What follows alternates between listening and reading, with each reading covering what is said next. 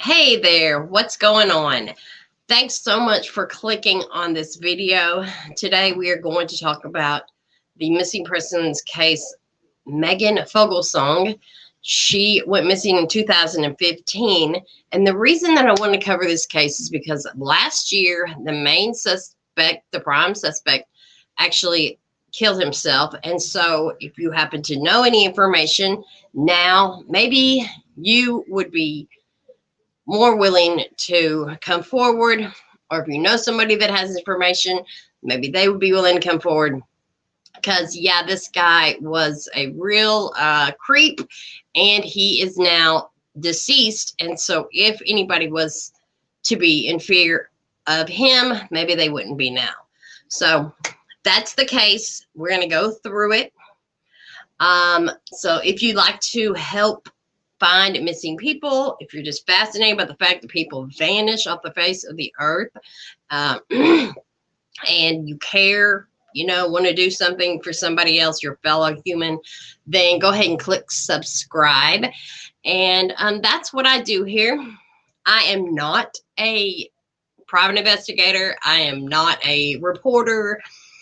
I'm just a girl in an apartment with a camera, and I like to help find missing people. That's it. And I'm paying it forward, and this is the way that I'm doing it. And so I'd love for you to subscribe. We're almost at 1,000 subscribers. That's really a huge milestone. So that would be great. Hit subscribe. I go live a lot too. But this one is going to be a regular video. So let me give you your little button to remind you to subscribe. Boom, boom, boom, boom, boom, boom. So here is Megan Folglesong, such a beautiful, beautiful young girl. She had her whole life ahead of her, 21 years old, free spirit. She was a great softball player in high school, and kind of hooked up with a bad dude from what I gathered. So one thing I like to do is, she's so pretty, bless her heart, is go through videos and go through her, name is some things that I found online and share with y'all. That's pretty much it. That's the way we roll in this channel. So let's go for it. And let's check out Megan's Charlie project together. And go over her information. And then we're going to get to the part where the craziness that the prime suspect was involved in. He was not a good guy at all. So this is Megan Renee Folglesong. She went missing. Y'all got to put my glasses on. About November 30th of 2015 from Alden, Kansas, and she's a female and she's white, and she was 21 years old at the time. She would be 26 now. She's 5'3", 5'6", 140 to 170 pounds. Look at the tons of pictures. She also has a Facebook page that is not public, but there are you can see some of this stuff, and most of these pictures actually came from Facebook, from what I could tell. Down there is the boyfriend, on and off again boyfriend. And here's some tattoos. She has quite a few tattoos. The boyfriend's name is David Madden, and we are going to talk actually quite a bit about this guy. He's just not a good guy. We're kind of on a theme on this channel lately, and I don't mind it at all. Nothing against men. I love men. But the theme lately is these men that tend to beat their women and kill them and stuff. And this is pretty, it really leans towards this is, just wait. We'll get to some videos and y'all are just gonna, the guy was a piece of work. And ain't nobody, okay, I quote wrong. Not too many people are sad that he's gone, I believe. Okay, let me just put that way. She's a Caucasian female, blonde hair, green eyes. Folglesong has a tattoo of a flower design on her left hip and a tattoo on her left wrist of black ink hearts linked together. There they are. And I'll leave links down in the description for y'all to go and check out her Charlie project. She had quite a bit of tattoos. She had previously broken her arm, and her ankle and her navel and tongue are pierced, and her ears are pierced twice in the lobes and once in the cartridge. And there you see she has her tongue piercing.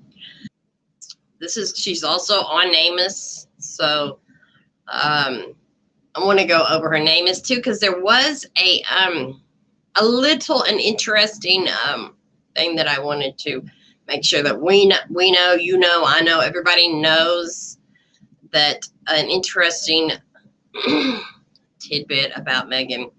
I tend to wear the same jewelry myself. I usually have another ring on, but this ring and this necklace I almost always have on. And Megan wears glasses down here at the bottom. But down here was right here, her jewelry.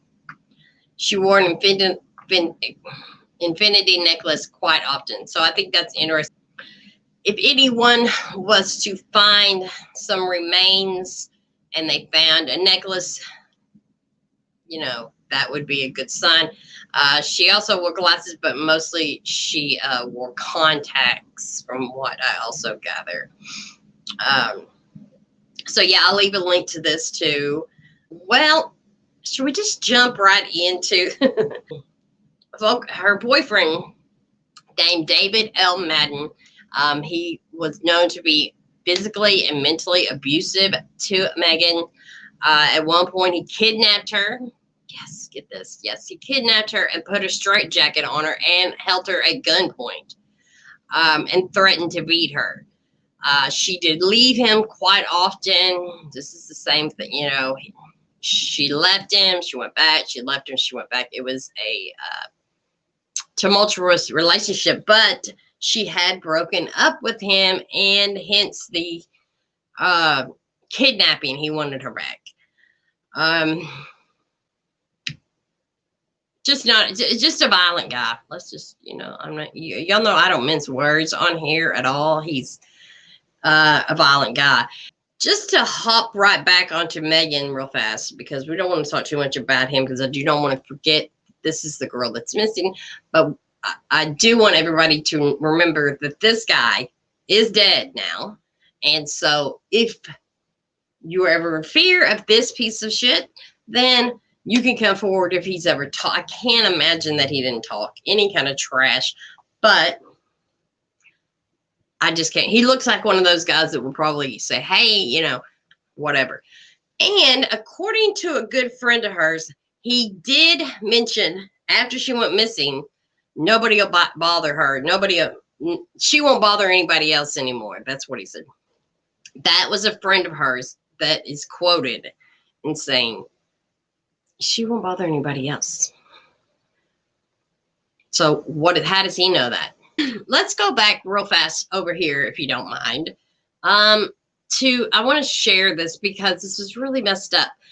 She last posted on November 30th of 2015 on Facebook. That was her last post. And her best friend actually got into her Facebook. She hacked her Facebook, and she saw that was the last, you know, you had look in your activity log on Facebook, and she looked on there and she saw that her last activity was November 30th.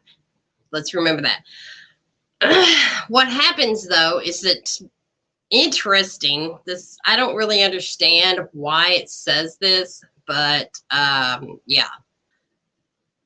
On the Charlie project and in interviews, it says, due to her lifestyle, which I don't understand what that means. I guess that means that she was kind of a wanderer. She went back.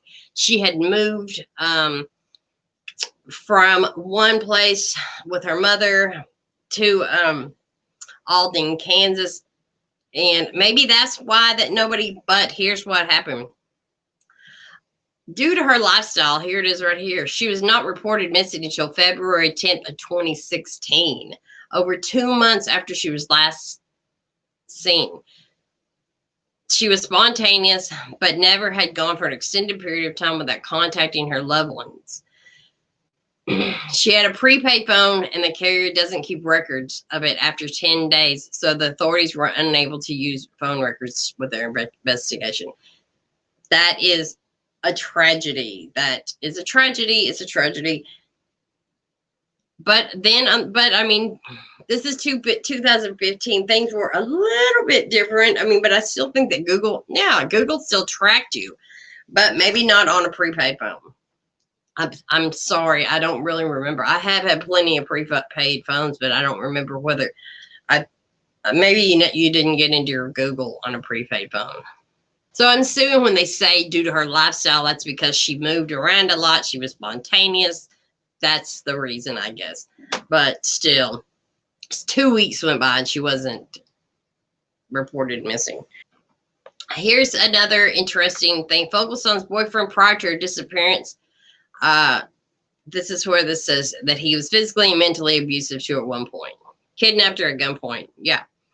On November 30th, the day the Folglesong last Facebook activity, she replied to a message from a friend saying that she was at Madden's house.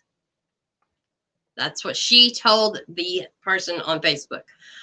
But on December 1st, Madden told the local sheriff that he had called Folglesong, I'm so sorry, I apologize, stealing from him, and then they got into an argument and she left. That's his story. That's the way he's sticking to that, apparently. Yeah, right. On December 7th, Folglesong sent a text to a friend saying, "I'm fine." Her friend is not sure whether she sent the message herself. One of Folglesong's friends said that she got a call from her asking if she could come pick her up. Folglesong said she was walking along a rural road in the rain. Her friend was unable to help her. They don't have a date on that. Very strange. Also, I want to also say, by the way, there is a Vanished podcast on done for her. It's one of the very first, I mean, it's early. Like, I think it's episode 46. I'll leave a link down below. But yeah, it's one of the older versions of the Vanished podcast, and I listened to it. It was pretty good. I mean, but it's interesting hearing such an old Vanished podcast. I didn't realize that you know, she'd even covered it until I started doing some looking into the case, and I found it. So you can go listen, and you will hear like a few of her friends talking about it. But this is where it gets crazy. Okay, let's watch this. This is from cake.com. That we are still investigating, and so right now we don't believe it's in the best interest for that case to really go to the public. And all the state of Kansas will say after a woman vanished nearly 4 years ago. I've been digging into the mysterious case of Megan Folglesong. This spring, David Madden shot at law enforcement, killed his father, and then himself. Madden is the boyfriend / ex-boyfriend, went on and off again between Megan and himself. Well, after all of this, after he killed himself, was officially named a suspect in her disappearance. I've been looking into a call, though, with 911, a call that some say could have prevented so much tragedy. Spartan County 911, what's the address for your emergency? David Madden took his girlfriend to get her will from my house, and we're headed to Alden. Kelly Starnes describing the terrifying moment. Next thing I know, she's screaming for help, and they're doing 100 miles down the road. And he's got a hold of her through the window, and she's outside the pickup. Calling 911, his friend, Megan Folglesong, violently taken from his home. But he threatened her in a straightjacket before in the closet. He threatened to kill her, and he's had a gun pointed at her before. Megan was supposedly trying to leave her boyfriend, the man behind the wheel, David Madden. This is one of the first signs of things possibly turning violent in their relationship. When law enforcement caught up with them, told that she said she was okay. The abduction case dismissed. I feel really let down by the system. Law enforcement isn't for help protect and serve anymore. It's not about that at all. They failed miserably in this case. Miserably. The county releasing these documents to Cape News, showing more than 20 incidents at Madden's home in Alden. Arrests, theft and harassment cases, and missing persons checks, likely for Megan. She vanished in late 2015, a year after that call was made to 911. I've asked the Rice County Sheriff for details on this case, but he's refused to share more. Other agencies say they're familiar with Madden, with some fearing of what could happen. Now, I did get a chance to speak with the Alden police chief on the phone, and he tells me he cannot comment on an active investigation, but he did share an officer's report that he put out in June of 2016. This is months after Megan disappeared. And if the concern is officer safety, he talks about an experience with David Madden. It should be noted, Madden is a person of interest in the disappearance of Megan Folglesong. It is my concern Madden is paranoid and possibly preparing himself for a confrontation with Elio if he is charged in the disappearance. Yeah. And that confrontation came this April. Madden shooting at the Rice County Sheriff and Undersheriff. The hours-long standoff ends with a 37-year-old shooting and killing his dad, then taking his own life. He was an evil person, at the end especially. Anybody that killed her dad, man. What are your thoughts from here on out? Do you think they'll ever find Megan? I really don't. There's so many places down here in Quivira. There are 13-inch cased wells that are unmarked. And he knew Quivira like the back of his hand. Starrsville's police could have prevented this all, especially after the first call for help. Thank you for being there for me. I'm so sorry that I did not see that you truly cared and was only doing what a good friend would do. To this day, he continues to fight for Megan, searching for his friend who gave him a note after that scary day she was taken from his home. I hope this is a lifelong, lasting friendship. You're an amazing guy. I love you, buddy.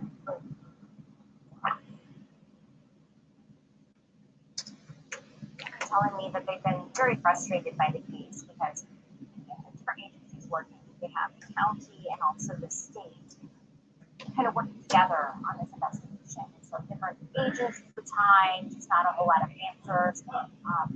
And that's not, for Megan's family, that's one thing. A lot of different families in our Missing Kids series kind of feel the same way. Sometimes they're just waiting. That's just the mystery behind all the stories. What we do know is that Megan has been missing since December 2015. She's 5'4", 150 pounds, blonde hair, and green eyes. Now, she does have a lot of different tattoos on her body. You can see pictures of those different tattoos. You can see it in the description on the story on cases.com/missing. So now you know what happened. Very evil man, I believe. I believe that this guy was evil. I believe that he actually did something with Megan Folglesong. His name is David L. Madden. I'm going to put his name up there, his face up there again, because here he is. If you know this guy, he's dead. Once again, I want to say he's dead. So you have nothing to fear. But he did seem like a crazy guy. I don't know whether there was some drugs involved. I kind of tend to believe there was probably some meth involved. I've done some background, some checking and stuff. I'm not really sure. So another thing I wanted to share another video with you, because this is a video of his girlfriend at the time that he killed his dad and shot the cops up. And the title of this is Girlfriend says, "Man who shot officer is not a monster that people made him out to be." This is just a little fragment of her. I'm so sorry I took you hostage. I love you so much, and I'll always be with you. She's talking about the suspect in this case. In an interview you saw first in Eyewitness News, we're now hearing more tonight from the woman who says she was in the car when David Madden shot the Rice County Undersheriff. And all sat down with Aaron Baker for about an hour last night, and there's a lot in this interview we haven't heard yet. Right, and she told me a lot about David and maybe some of the things he may have been struggling with. Another abused woman. I'm sorry, I have to say that. Had been dating about a year when all this happened. She says he helped her get out of a toxic, long relationship, and she never thought he would. She got into another one. Herself and her son in that situation. Madden is an ex-Marine, and she says, like many others, he may suffer from PTSD. She says when they first started dating, she asked him about Folglesong. This is what he told her. She was always flighty. She would take off and be gone days, sometimes weeks at a time. Last time he saw her, they were fighting, and somebody came to the house to pick her up, and she took off, and he hadn't seen or heard from her since then. Honestly, he wanted to know what happened to her himself. I bet. Well, there's a lot more to this, and you can see that full story with her on KWCH. So that is, and I'll leave a link to that too for y'all down there. Y'all can catch some more videos, but that is the girlfriend that he was with when he killed his dad, and he shot at a cop. I believe the cop survived, and then he killed himself. As you heard in that video, he kidnapped her and her son. So I don't think this guy has any trouble whatsoever killing Megan. I don't think he would have had any problem whatsoever killing Megan Folglesong. If he has the ability to kill his own father, which I don't know the deal with that, but who cares? He killed his father. He has the ability to kidnap his girlfriend that he rescued from another abusive relationship, which bless her heart. I hope she's doing okay too. And a baby and a small child, and take them on a high-speed chase. He would have no problem killing Megan and disposing of her body. So I don't know. I don't know what's going on with this case exactly with the cops. I have done some digging. You know, I think maybe that she's another one of them. You know, it's a small town also, by the way.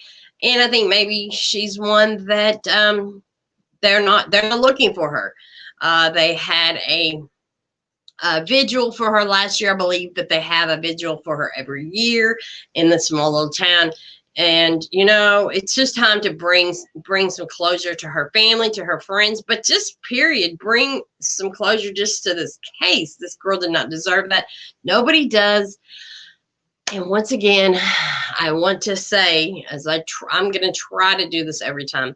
If you're in an abusive relationship, there's help out there. And I always am going to leave links down there. If you're in a scary relationship, you can call the hotline. You can text them.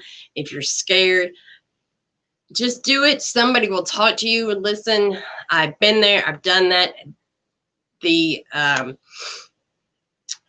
hotline is they have fantastic people that will talk to you. They don't force you to leave.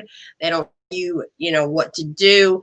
It is a great resource if you're in a scary, abusive, maybe you're in an abusive relationship, but you don't have to live like that, okay? And I just want to say that. I like to say that every time that I get on here at the end and at the beginning, and there's links down below.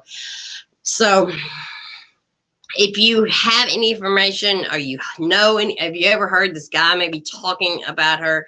Let me show her Charlie Project again real fast. Let's just go over her stuff real quick, guys.